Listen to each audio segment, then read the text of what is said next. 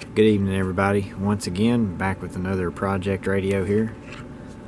Our next project is going to be the restoring / refurbish / preventative maintenance and cleaning up and aligning of this classic, beautiful Cobra 148 GTL from 1989.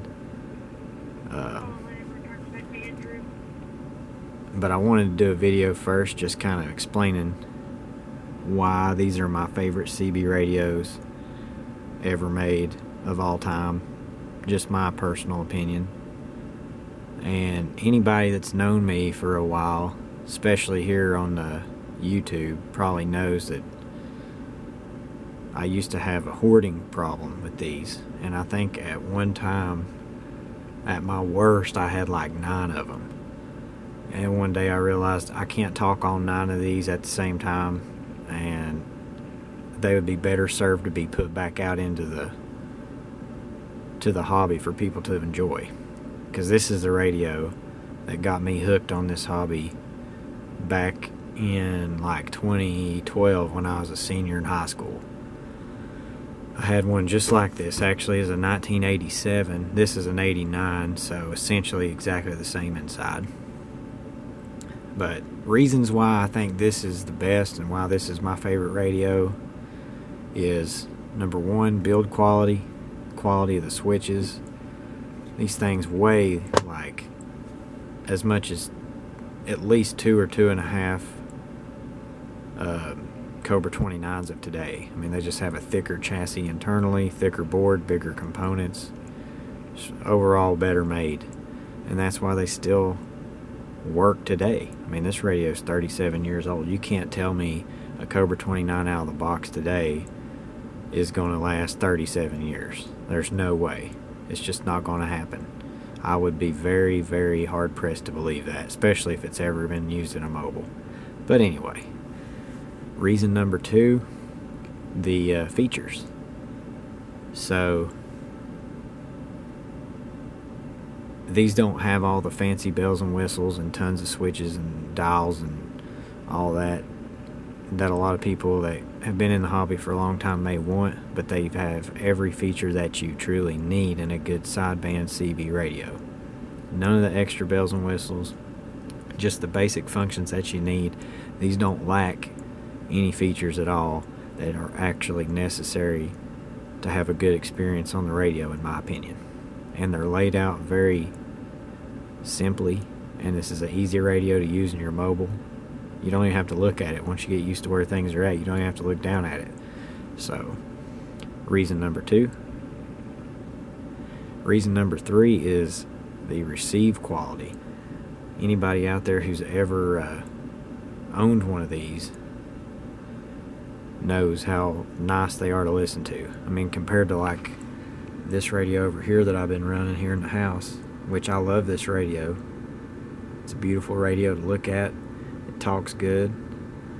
I mean, nothing wrong with it, but the receiver of this Cobra 148 blows that out of the water. AM and sideband. You know, whereas the Ranger over here has a little bit of that front end noise, a little bit of that high end sound. These right here, you can turn them on, just let the static roll. They're a pleasure to listen to. And I got spoiled at an early point in this hobby for me, because this was the second radio I ever owned, and I got used to that receive, and everything else that I've ever had since then that wasn't one of these was just subpar. But great receivers. Also, sideband frequency stability when compared to anything made by Ranger, Galaxy, any modern stuff outside of the newer microprocess controlled radios, which those really, it's like apples to oranges there. But for this level of technology, these radios, super stable on sideband once they warm up, and honestly, as long as they're properly aligned, in my opinion, you don't even need to unlock the clarifier on them, because once they're on, they're just on.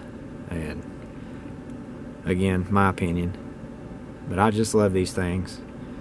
I kind of have a sentimental attachment to them because this was the radio that got me hooked on the hobby, and I spent about 5 years with one of these in my truck, talking skip all over the place on sideband, even AM a little bit, barefoot with a 4-foot fire stick on my truck. So these radios are special to me for that reason, and this is a beautiful example of one. Now, it's not perfect.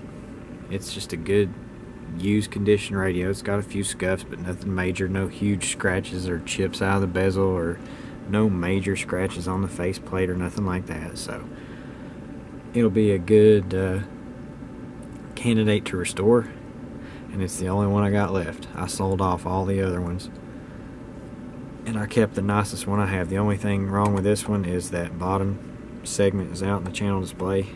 It may be something we can repair, and if not, we'll just throw a new LED in it. Not a huge deal. I've actually got a legit replacement for these over here that actually came out of a working 148, that I put one in for a guy that was green, so I saved his red one. So worst case scenario, we'll just change that. But this thing has no mods internally.